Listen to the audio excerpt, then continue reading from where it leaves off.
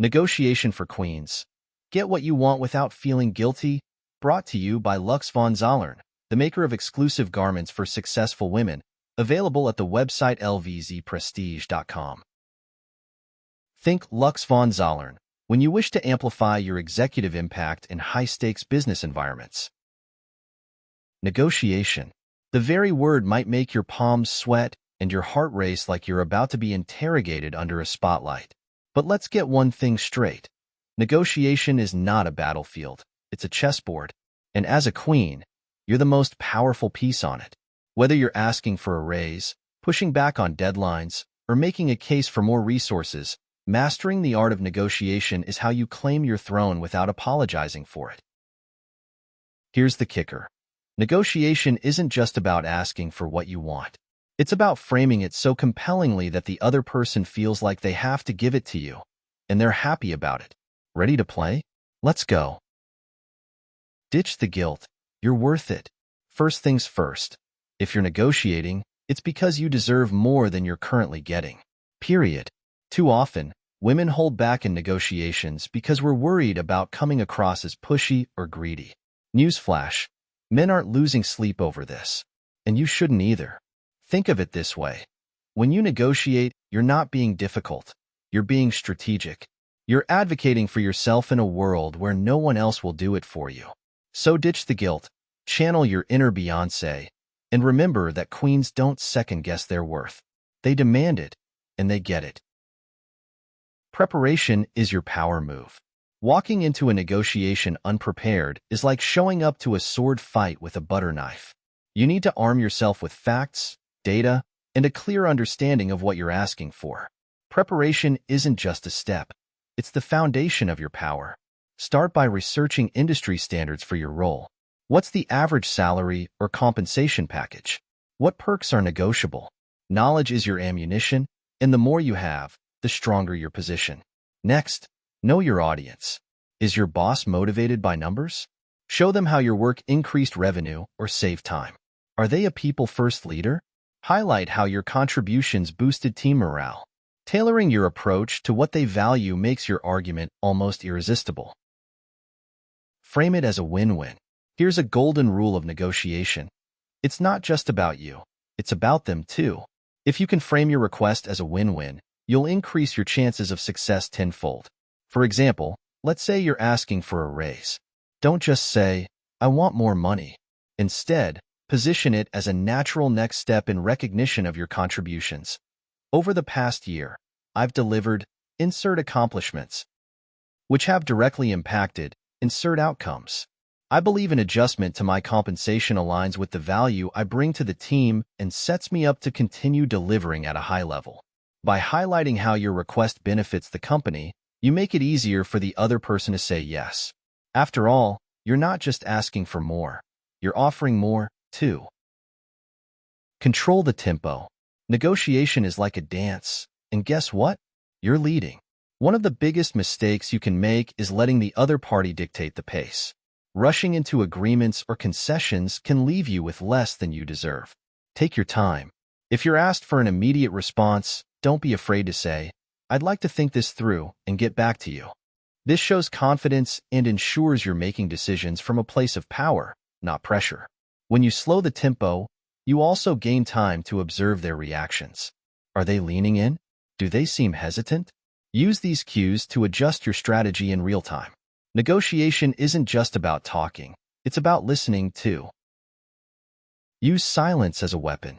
Here's a fun little trick. Silence is often more powerful than words. When you've made your pitch, resist the urge to keep talking. Instead, stop, smile, and wait. Why? Because silence makes people uncomfortable, and that discomfort often leads them to fill the void by making concessions. If you've asked for something reasonable and left room for them to respond, you'd be surprised how often they'll say yes just to end the awkward pause. Think of silence as the mic drop of negotiation. It's subtle, elegant, and oh so effective. Reframe no as not yet. Let's get real. Not every negotiation will end with fireworks and a standing ovation. Sometimes you'll hear no. But here's the thing, no doesn't mean never. It often means not yet, or not this way. Instead of taking rejection personally, use it as an opportunity to gather intel. Ask questions like, what would make this possible in the future? Or, what do you need from me to move this forward? These follow-ups show that you're not backing down. You're just recalibrating. And that persistence? It's what separates the amateurs from the pros. Practice, practice, practice. Finally, remember that negotiation is a skill, not a talent. The more you practice, the better you'll get. Start small, negotiate a discount on a purchase, or ask for an upgrade on your next flight.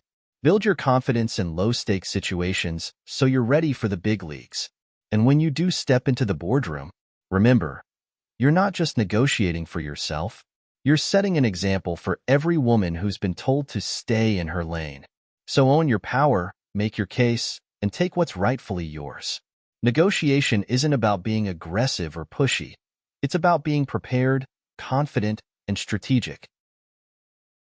Leverage emotional intelligence like a Jedi. Negotiation isn't just a numbers game. It's a people game. And nothing gives you an edge like emotional intelligence. Understanding the emotions, motivations, and needs of the person across the table allows you to position yourself as not just competent, but compelling. Start by observing their body language and tone. Are they tense? Defensive? Open? If they're guarded, ease into the conversation with a compliment or shared goal. I know we both want to make this project a success, so I'd love to discuss how we can make that happen. When people feel heard and valued, they're more likely to meet you halfway. Also, pay attention to what's not being said. If their responses are vague or evasive, it could mean there's wiggle room in their position. Don't push too hard, but use follow-up questions like, can you help me understand what constraints we're working with? Emotional intelligence isn't just about reading the room. It's about steering the mood in your favor. Create options that work in your favor. Here's the golden rule of negotiation. Always have a plan B and C. Walking into a negotiation with a single demand is like putting all your chips on one roulette number. Not smart. Instead, present multiple options that all work in your favor. This gives the other party the illusion of choice while keeping you in control. For example, if you're negotiating a raise, don't just ask for a salary increase. Offer alternatives like a one-time bonus, extra vacation days, or a flexible work schedule. The more options you present, the more likely they'll find one that feels like a win for them, while still benefiting you. Always frame these options positively. Instead of saying, if I can't get the raise, I'll settle for remote Fridays, say, a raise would be ideal, but additional flexibility with remote work would also help me continue delivering my best. Never let them see you sweat. Confidence is your most powerful weapon in negotiation. Even if you're sweating bullets on the inside, project calm, collected energy. Remember, the person who looks the least desperate usually has the upper hand. One way to exude confidence is by being comfortable with silence. If they counter with an offer that's lower than your expectations, resist the urge to immediately respond. Instead, pause, tilt your head thoughtfully, and say, that's an interesting proposal. Let me think about it. That small moment of hesitation sends a subtle message. I know my worth, and you're going to have to do better. Know when to walk away, like a queen. Sometimes, the best negotiation tactic is knowing when to say, thanks, but no thanks. Walking away isn't defeat, it's strategy. It shows you value yourself enough not to accept terms that don't align with your goals. But here's the trick. Always walk away gracefully.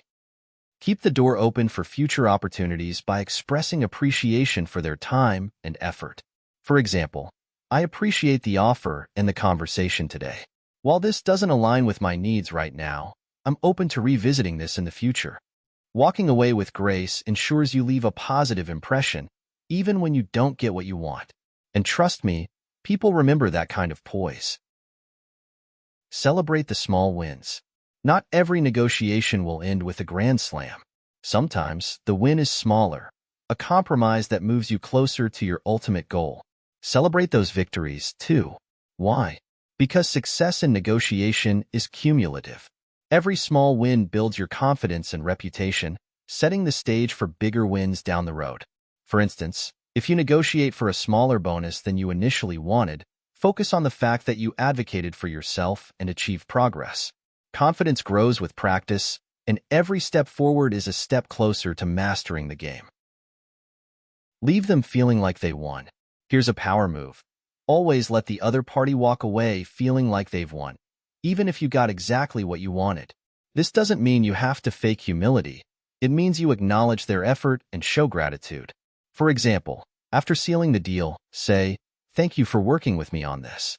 I'm excited about how this sets us up for success moving forward." This small gesture makes them feel valued and reinforces the idea that they made the right decision. And the best part? When people feel good about negotiating with you, they'll be more likely to work with you again and give you even more next time.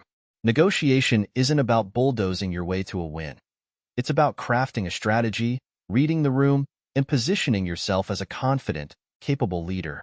By mastering emotional intelligence, offering creative options, and knowing when to walk away, you'll command respect and get what you want without feeling an ounce of guilt. So, go forth and negotiate like the queen you are.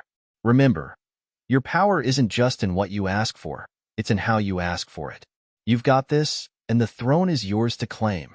Brought to you by Lux von Zollern, the maker of exclusive garments for successful women, available at the website lvzprestige.com. Think Lux von Zollern when you wish to amplify your executive impact in high-stakes business environments.